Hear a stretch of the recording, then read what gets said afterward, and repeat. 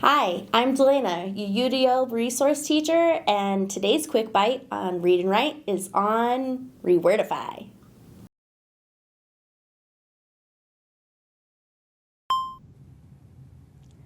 Let's look at Rewordify within Read and Write. Rewordify is used to help learners with reading difficulties be able to rephrase text. I'm going to go ahead and click on the icon for Rewordify. It looks like a rectangle pointing to a square. It's at the top of your toolbar towards the right of the screen. If you hover, it does say Rewordify.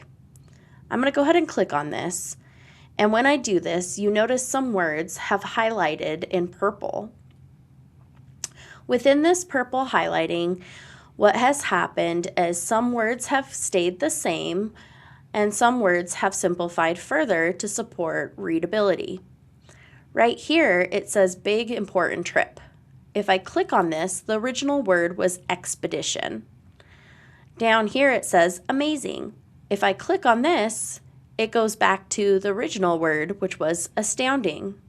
The way that Rewordify is set up is under a default mode, which changes some words automatically to simpler definitions, and some words are staying the same so you could explore further. As educators, we always want to expose students to the high-level word first and then have them click to explore further if needed.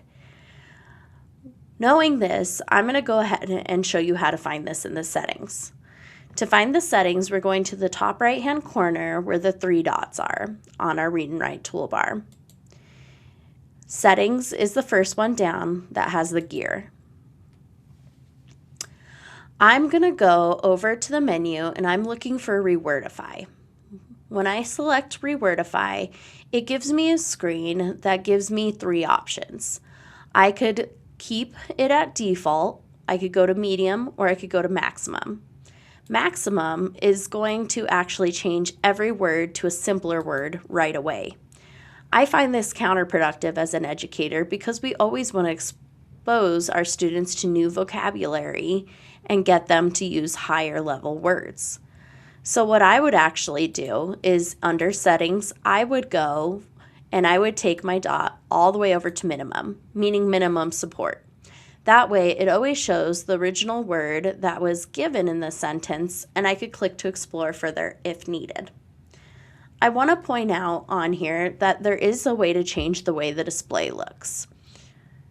Currently, we are looking at purple highlighting. I like this because it's easy to identify which words are going to be rewordified. However, if you're using this with students that are middle school or high school age and they don't want their screen to be lit up in purple, showing everyone that may walk by that they're using a tool to support them, you could go in here and you could change it to italics. And then the words will be identified in italics for those students and they could hover over them to find them. I'm going to go ahead and put mine back to purple though, because I just find that easier to locate.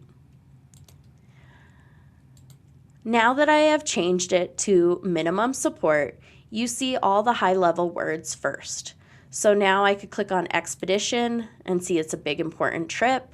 I could go down to alerted and it becomes warned. Inhabitants becomes residents. Exploration becomes exploring things.